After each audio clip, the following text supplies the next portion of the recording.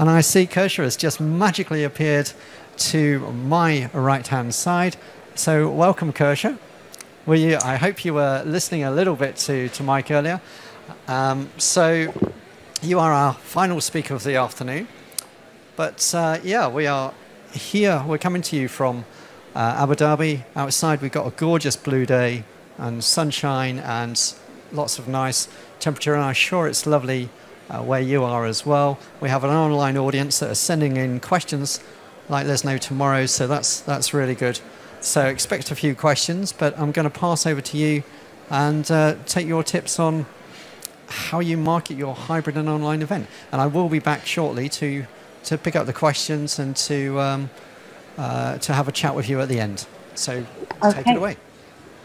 Okay, thank you very much, Paul. And I hope everybody over there and online is having a great day. Sounds like you've got some wonderful weather. We've actually got some decent weather over here in Oxfordshire, although I'm sure we're not quite enjoying the warmth you're having over there in Abu Dhabi. I hope you've enjoyed the sessions already at Event Camp today, and I'm delighted to have been asked to run this final session of the first day of Event Camp over there in Abu Dhabi. As Paul said, my session is going to be looking specifically at marketing of hybrid events, and indeed whether this should be approached any differently from some of the techniques used to market traditional face-to-face events. I think Paul's given me a bit of an introduction already, but just briefly, my name is Kirsha Woodgate and I'm Managing Director of Mexia Communications. We are a no-nonsense PR and content marketing agency with a focus on the meetings and events sector. So I have around 20 minutes or so to talk to you today, and there are two core components to my presentation. For the first part, what I'd like to do is take a moment to step back in terms of how you approach marketing of your hybrid event, and to look at the bigger picture in terms of marketing mix and some tips and techniques you can think about there when you're promoting your hybrid event. And in the second half, what I'd like to do is actually share a case study of a recent example of a hybrid event that we were involved in promoting on behalf of one of our clients, which is Central Hall, Westminster, based in London. So that was quite a recent event just last month, and hopefully there'll be some interesting insights for you to take away there. So I'm just going to bring on my slides for you. Okay. And hopefully that's now on screen. Is that all working for you over there, Paul? Right, excellent. Okay, so in terms of marketing a hybrid event, what are the key things that you need to be thinking about? Well, I'm sure I don't need to tell you as professional event organisers that once you have an event set up, the first thing we want to do is to get out there and spread the word, ensure that everybody's talking about your event. You create a real buzz and make everyone aware of it so that you can get those all-important bums on seats and people attending the event. What I'd like to get you to think about really is something which I think is quite a healthy exercise to do, is to step back for a moment and try and consider the bigger picture when you're marketing your hybrid event in terms of the marketing mix. So, not rocket science there. I'm sure many of you are very familiar with the 4 Ps of marketing, and indeed with the extended NICS for services of the 7 Ps. But I do think it's a healthy exercise to take a moment to step back and really think about product, price, place and promotion when you're putting together the marketing for a hybrid event. For me, the cornerstone to a successful event, hybrid or face-to-face, is really thinking about your product. In terms of a hybrid, this involves a number of components. Obviously, I'm sure we've all heard the importance of content, and this is nothing new in terms of conferences and events. The content is absolutely critical, and these days it's even more critical in terms of ensuring that your content is rich, it's valid and appropriate to the audience. But in terms of a hybrid event, that product also involves thinking about how are you actually going to structure that hybrid event. What are potentially the platforms that you're going to use to construct that event? Is it just going to be a video stream? Is it going to be a fully integrated chat functionality? What sorts of tools are available to you? Things like, for example, Cisco's WebEx on 24, or are you going to think about a fully integrated system, something like Webcast Pro, that allows you to have social media integration live with your hybrid event? So it's really important to think about how you actually construct the product and what that's going to mean in terms of the experience to both your virtual attendee and your face-to-face attendee. It's also important to think about what is the purpose of having the hybrid? Why have you chosen to have this hybrid event as opposed to a pure face-to-face event, or as opposed to potentially just an online event? What is it that your virtual and remote attendee is going to get from attending your event? So really invest a good deal of time in actually constructing your product. This also applies to potentially the speakers that you have involved in your event. I believe Alan Stevens addressed some of that today in one of his sessions, looking at perhaps the experience of your speakers in terms of producing content that is valid for a remote audience and a live audience. So really think about how you're going to put the elements of the hybrid event together to construct a really valuable proposition with your product. In terms of price, when it comes to a hybrid event, certainly for me personally, I think any of the sort of hybrid or virtual events I've been involved in have not had a price applied to them. But I know certainly for a number of years, one discussion amongst events professionals has been a concern over the potential erosion of a revenue stream from virtual and online events versus face-to-face attendance. The evidence to date has been that it's not the case that virtual events remove revenue opportunities from live events, in fact that they enhance it. But it might be something that you really want to think about. Is it something you want to put a price on? Will that affect attendance? Will that become a barrier? How do you want to approach it? Certainly something to consider when you're putting a hybrid event together. In terms of place, obviously for the virtual attendee, they're going to be registering online. But really, in terms of promoting, what I mean by place is to just really think about where can people access the hybrid event. Is there a hub potentially in a separate location they can attend, or is it purely online? Can they only register for your event on your registration page, or are you going to make it accessible via other third-party sites, etc.? And then finally, onto the P, which for me I think many people consider to be marketing, which is the promotion of your event.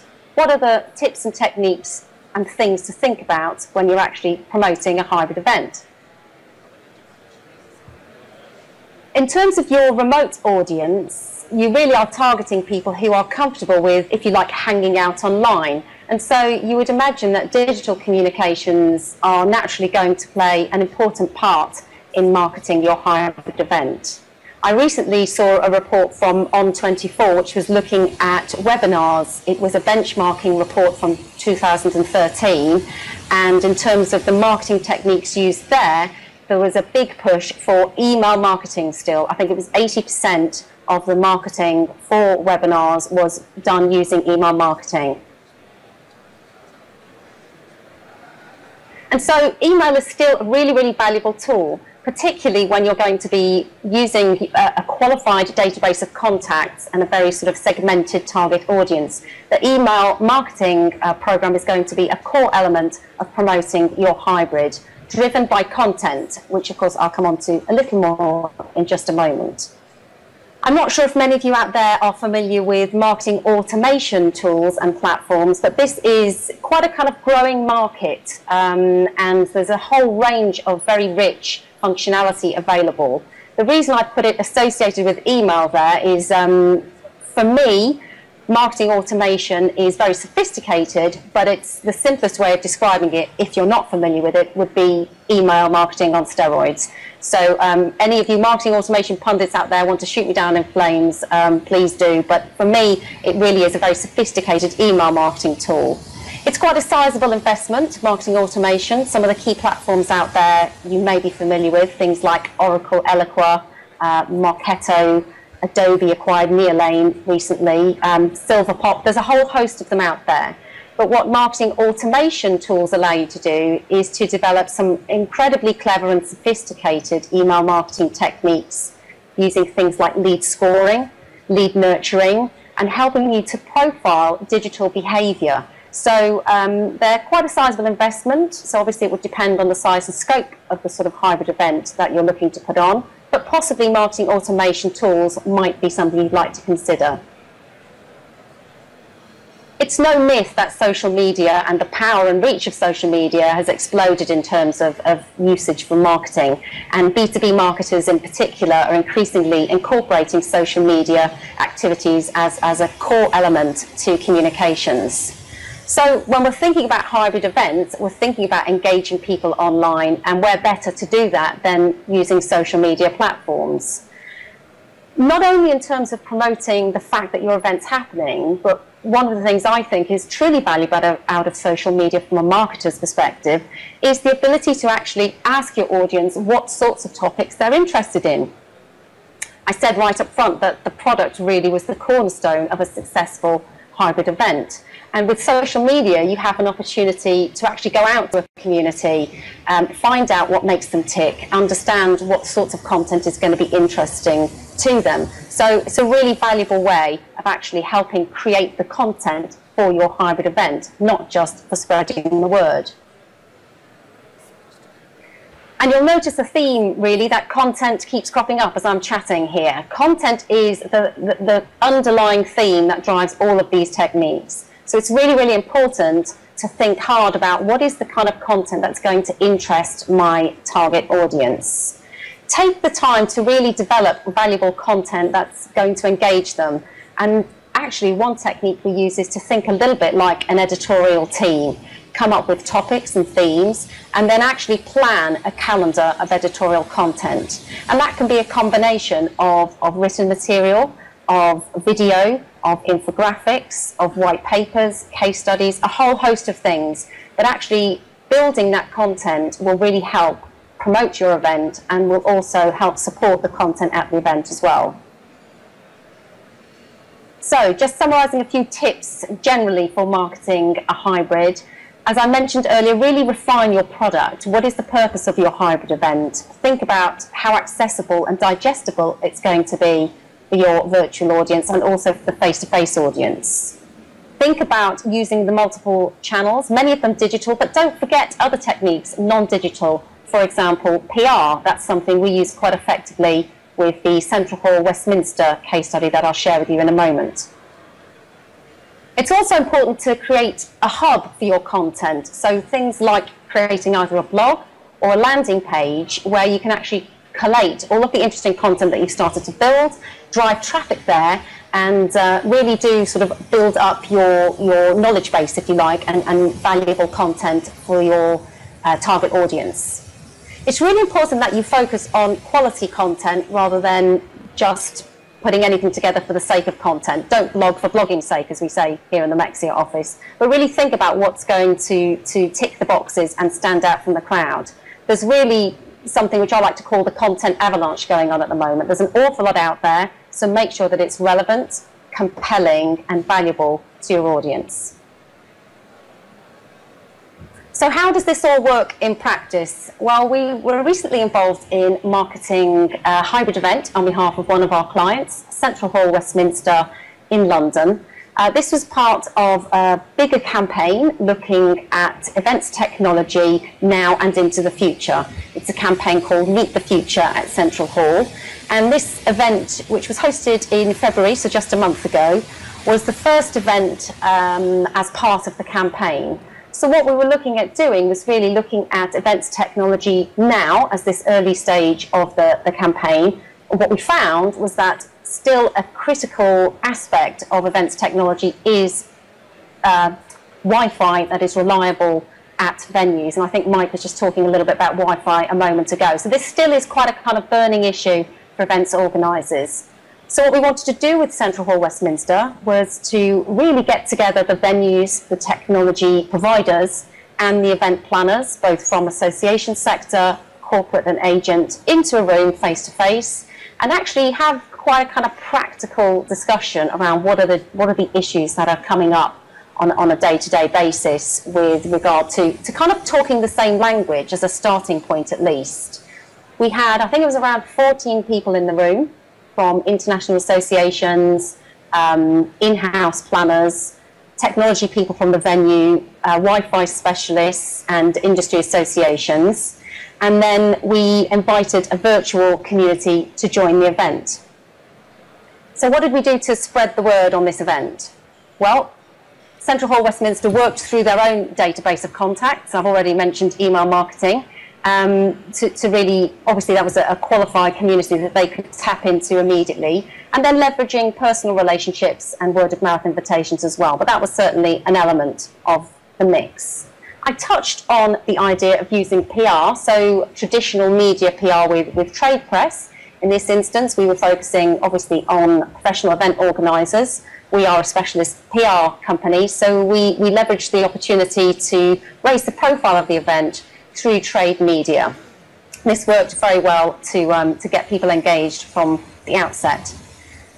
I touched on the idea of creating a hub for your content. So we had a landing page. We worked with Central Hall Westminster they created a landing page as a sub-page on their website, and we developed a guest blog. So we worked with technology companies. We qualified and vetted the content to start to build up a raft of material around some of the topics and issues relating to events technology. And that's ongoing today, as it's still part of the ongoing Meet the Future campaign. We leverage social media in a really powerful way. The Central Hall Westminster Twitter feed, we use that to actually ask the audience about what sort of topics they wanted to cover in the hybrid event. So that did provide us with some useful insight, as I mentioned earlier. We leveraged LinkedIn, both the company page for Central Hall Westminster for LinkedIn, but also looking at interest groups. I'm sure many of you belong to interest groups on LinkedIn yourselves. That was a great way of engaging communities and driving traffic to the landing page. We also created a series of YouTube clips, sort of previewing some of the issues related to the campaign. So we kind of did a bit of everything in terms of driving traffic. And finally on there, we leveraged advocates. So some of the speakers who were being involved, encouraged them to share information about the event and spread the word as well. So in terms of the results, we had a fantastic interaction during the event. There were some really, really specific questions, things, you know, about specific bandwidth and what channels you should be on with your Wi-Fi, etc. We had over 100 people sign up to the online event, which for us was a great result.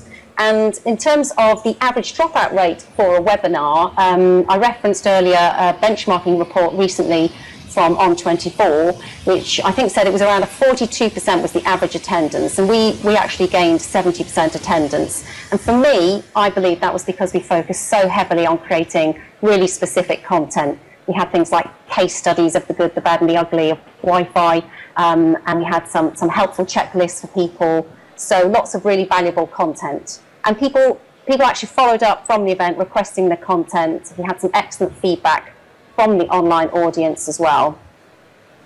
We had some media join in as virtual attendees of the event, and had some great PR coverage as a result.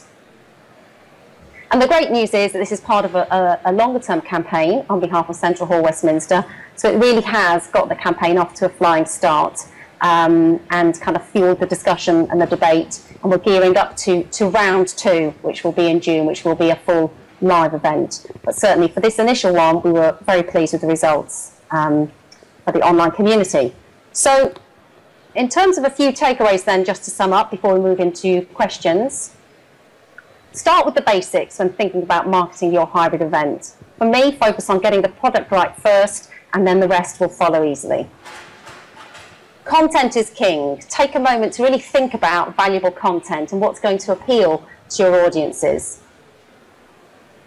Creating a hub allows you to drive traffic and to host that content and enrich the experience. So think about a blog or a landing page and how you're going to create that hub of activity. Think like an editor, if you like. How are you going to develop that content, and then build a plan for using multiple channels to spread the word and to engage your community.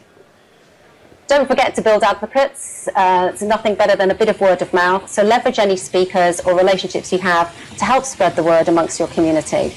And a final thought here, don't panic if bookings flood in late. Apparently it is quite common to get people to sign up to virtual events quite sort of close to the date, which is a little bit straining on the nerves for event organisers, but this is kind of the norm. So that's one sort of ray of hope there to take away, hopefully, from my session.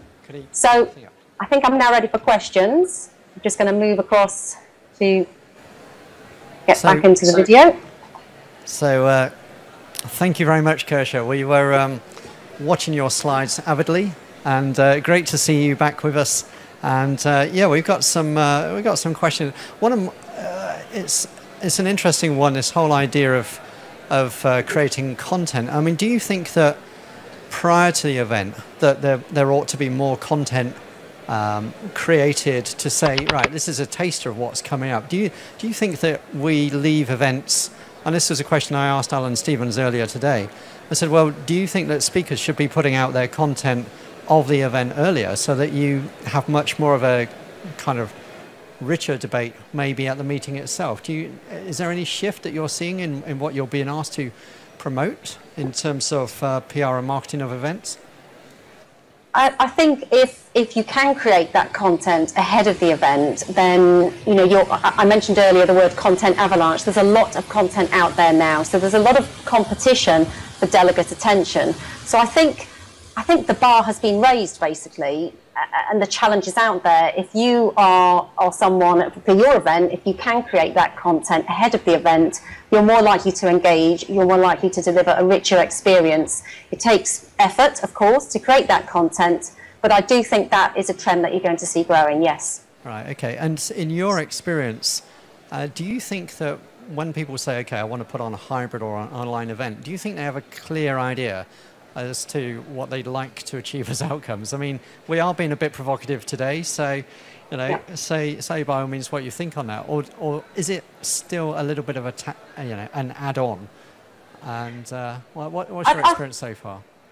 I think it's still very embryonic, if I'm honest, and I think people are slightly experimenting with hybrid, and even the term hybrid is cause for debate. I've been at events where there's been quite heated debates about what involves a hybrid and what's a live stream. You know, it's different things for different people. So I think there's still a little bit of uncertainty over exactly what's going to be achieved with the hybrid. I mean, my last point on the slide there about don't panic if the bookings flood in late, I think that's a whole game changer for event organisers in how people register and commit to events. It's very fluid now and very quick. So in terms of setting expectations, that's a challenge, I think, for event organisers moving forward. Yeah, that's a really interesting point, because we decided for Event Camp Middle East 2014 that we were not going to put on a registration page on any website or any link, so people could go directly onto the viewing page. They could see all the presentations there. They could keep up with what was happening, but we had no idea of numbers, and it was a bit scary. We were dependent on people like yourself getting the message out as speakers to help us with that as champions.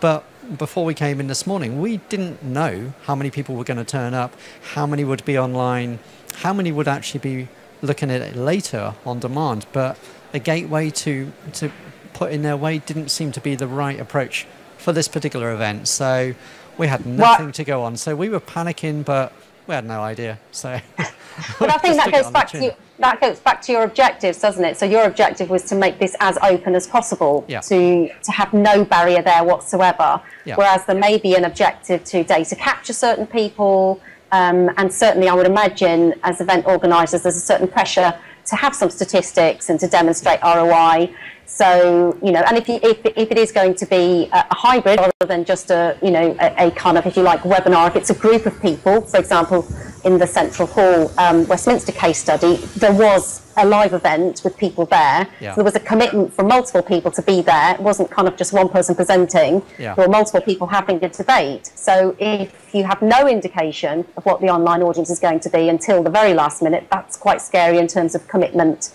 from the venue and the event organiser. But I do think it's changing. It's becoming more challenging, which is why the content, for me, the content is important. Thinking not only in terms of creating that content beforehand so that you can share and build a buzz, but also just making sure you really have got something valuable that the event is going to deliver. No, that's brilliant. And I know I've got a question for you. So this question is coming in from Josh, who's over in New Zealand right now. So he's had his rest and he's got up again, so that's fantastic. So hi Kirsche, thanks for your presentation. It was very interesting. How important do you think marketing a hybrid event during the event itself is? Well, yeah, interesting question, Josh. Thank you for that. Very interesting question, and given what I just said about often it floods in late, I do think it's still quite important, because I think increasingly people make decisions kind of on a daily basis. Showing my age here now, but I attended an event recently with a professor talking about generational differences, and he was talking about millennials, and I kind of say, as the owner, aka mum of 2 millennials, I find it quite interesting to see how differently they behave, and everything being so dynamic and quick, and they're multitasking. So not that they're quite in the workplace yet, but I do think there is a bit of a shift towards people, they do decide on the spur of the moment to perhaps join in. So I think that's a very valid point. I do think there's still scope to extend your audience whilst the event's on, for sure. Yeah, and I think it's one of the techniques that we've been using all day today as well. Is to constantly keep referring people back to where they can see this, how they can join in the conversation. And for us at Event Camp, it's not about finishing today or tomorrow. It's about the conversation that goes on long after, through some of the, the points that people have made, the points that have been raised by speakers. So we're encouraging all of the people to still send you questions and to say, well, yeah, okay, what would you do in this scenario? So our conversation at the end of tomorrow is not finished by any stretch. Now, are you happy for people to follow you on Twitter? Is that their best way of being able to connect with you? Absolutely. At Mexia PR, MEXIA PR is me personally. So yeah, absolutely happy for people to interact on Twitter, and via the Mexia website people can find us and contact us, Mexia Communications. Definitely happy to share any insights there. I referenced a benchmarking report as well, which I can send people links to if they want that too. It was about webinars. In fact, they are preparing the 2014 one, I believe, at the moment. It's not quite ready yet. So well, that would be great, because Show Gizmo, they've put an app together for this event. And what we're doing is we're concentrating a number of links and other things in there, and documents that can be uploaded. Josh is working away on that with the team in New Zealand. So we're going to use that. And we're also put links to the viewing page as well, so that people can access the on-demand version of this, and also be signposted elsewhere. So that would be really useful. So Kirsha Woodgate from Mexia Communications, thank you very much for being with us in Abu Dhabi this afternoon. The audience here are sharing their appreciation in a normal way. So I will bid you good afternoon, and hopefully we'll see you, or you might be able to catch us tomorrow as we go through the program tomorrow. Thanks again. Lovely. Thank you, Paul.